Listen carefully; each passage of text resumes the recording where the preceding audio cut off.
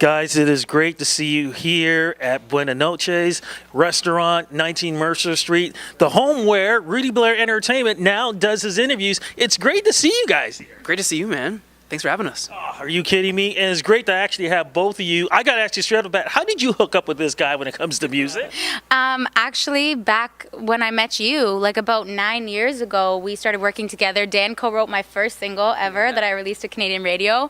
We've been friends ever since, working together, writing for each other. I finally got to jump on board for his project, co-writing for High Times, and now we're on a song together. What is it like watching the two of you separately growing in this music industry, but then again, working together and even taking that next step too? It's been crazy because, you know, she got a head start first, and I was kind of in the background, and then I got to see her kind of live out her dreams as like the writer in the background, and then I got my shot at it, and then now we're kind of combining the two, so it's surreal, and it's pretty cool to see how we've changed and evolved since we started in our taste in music. And you know, she's come so far as a writer, and I think for myself as well, and I think it was the best time when we collaborate. Yeah. Okay, so who came to who? Because we're going to talk about the single, we still got to talk about your album, we're going to talk about some new music with you too, but who approached you on this project? Dan asked me to come into the studio and co-write some songs. Well, at least try and get some songs for his EP, High Times, that was going to be coming out this fall. And we were in the studio, and we had written, like, I don't even know, like 9 or 10 songs.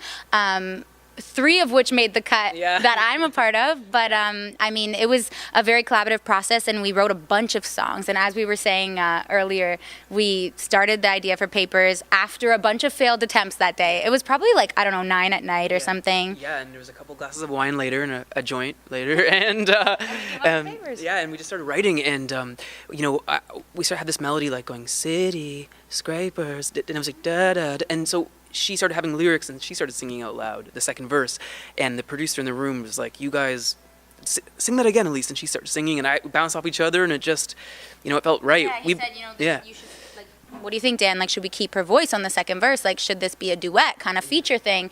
And Dan was on board, and I felt flattered, and I was excited. Could you imagine you said, no, I don't want her voice on? No.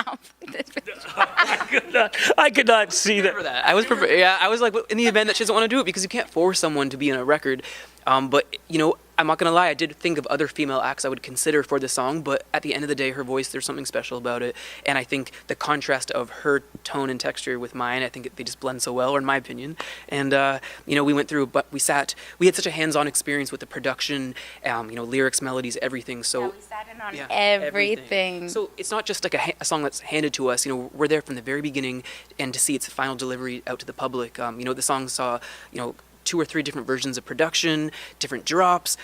So I'm just so excited with the final outcome, and I'm so happy that it's finally out for everyone to hear. No, you know what? I'm absolutely thrilled for you too. I gotta ask you though, this album though, what does it mean for you, or EP I should say? What does it mean for you at this point in your career? Because you've had to jump hurdles, and you've had to really prove to people what type of artist that you are, and that you are a major competitor in this business. Thank you. Yeah, it's been a tough 10 years, actually. I signed my first deal at 20 years old, or 19, actually. And you can guess my age now. But everyone has told me, you know, either I don't have it in me, or I'm not a star, or, you know, better luck next time. And I kept at it. I'm not going to lie, there's a lot of times where I wanted to give up, and I called her. I was like, I can't do this anymore. But, you know, comes down to that one song, and it's the magic in the studio that's like, it's this rare feeling that comes, and when it does, it feels so good, and you just never want that feeling to go away. And it's always the times when I want to walk away from it all that one song creeps up on you. And finally to have a few songs at radio that really connected with the public, and then now to have a body of work that I'm proud of, and it is me. You know, each song represents different times in my life in the last couple years. You know, to say my album is like crazy, so I'm so proud of it, and 10 years in the making, I wouldn't change a thing. But here's the thing, man. I mean, I knew you had a lot of things to prove, but what was about you being naked? I feel like every interview I have, they ask what... Of course, man, because it's just like... I know. We got all these previews, and then I'm just... My boy's butt naked. What the hell's going on here? Well, is that a good or bad thing? But no, it's funny because everyone's asking me about the album and the writing process, and then they're like, okay, now let's get to your naked body. Or I just had an interview literally before this about my size of my packages. So like, people want. We ain't going down there, man. But it's off limits at this point. But I wouldn't even let her come to the video shoot because I was like, I have this we have this like, relationship as friends, and I want to keep it at that. And I don't know if I want her to see me in that light. Yeah. You don't want to see. You want her to see it, but you're letting everybody else. Yeah, exactly. Right. I know it. Oddly enough, that's how it turned out. But I can't be in a jeans and a sweater doing a song called "Birthday Suit." Like, no.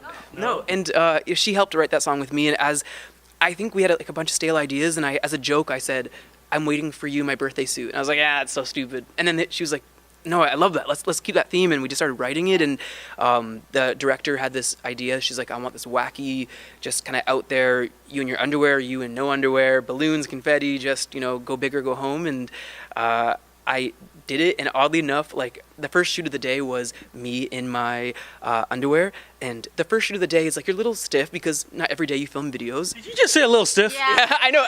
Two different things. I know two different things I've said, and I'm like those could be really big puns. But and anyways, I loosened up. After a couple of shots, I did a couple of shots on set, and then I ended up staying in my underwear the entire day.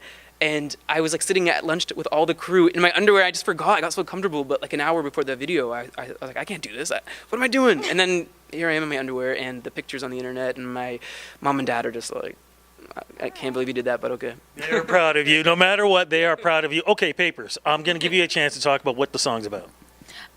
You know what? When we wrote this song, like I don't know, I'm such a lyrical person. And it was really important for us to paint a strong visual for the song. So I feel like the lyrics are that way, but it just paints the picture of a young, stupid, crazy love.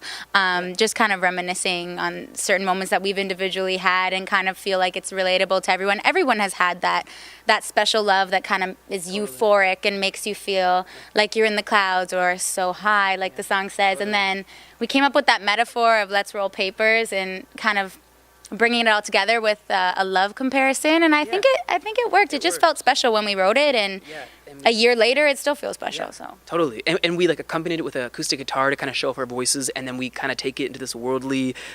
I don't know. Yeah, I don't know if it's like is it a Middle Eastern kind of drop? Like I don't know. We just kind of spice things up, and then we obviously performed it acoustically online for some content. So it can go both ways. If you want like the beat and the hard hitting kind of production, you can go listen to like the CD version, and then that's kind of cool how we brought it back to the acoustic. Like we wrote it to a guitar loop, and then it got produced out. We still love that version, the original, and then we kind of decided to strip it down and show people a little bit of the stripped acoustic vibe too, and people seem to love it. People love both. A lot of people can't pick what their favorite is, so I feel like then we nailed it in that sense. If people are can't choose which one they like, so I'm happy. Yeah. Now here it is. You guys are working together. You got you got the music out and everything else, and somehow, some way, you snuck in your own Oh my gosh, that's single there. She has so many good songs that are on hard drives that haven't seen light of day yet, so it was about time. That she. We'll wait and find out. Like I don't know, crash in a plane crash, and then suddenly we have to release it afterwards. We need it now. Gosh, that is. Don't say that stuff. I'm saying it because now you're gonna have to. That happened. Yes, exactly. It happens to famous people like you, so now you have to release it. Though, thank you for that because I appreciate it. I mean, I kind of got into the whole spiral that a lot of artists I think get into of like holding their babies too tight and waiting for the perfect moment and the perfect Let it go. song. I gotta just let them breathe and let them go. I've been sitting on too many little gems, I feel. So the timing just ended up working. We didn't know that this was gonna be the single off his EP that he was promoting, and then I had planned to release Don't Tell My Daddy, and then he was like, the release date's October 27th, and I'm like, oh, mine is November, what was it? Literally 7 days after. Yeah, 7 days. Sorry, wow, Yeah, I can't so even remember. It just fell into place, like, we kind of put her back in the spotlight of, Spotify, Apple Music, and Much Music and everything, and then she kind of creeps in there with her own, like, it was perfect timing. So, do I even have to ask what the song's about? Don't Tell My Daddy. I think it says it all there. I think you can kind of that song? Tell us about it. Don't Tell My Daddy. Give you the right. He's doing your job for you. There you go.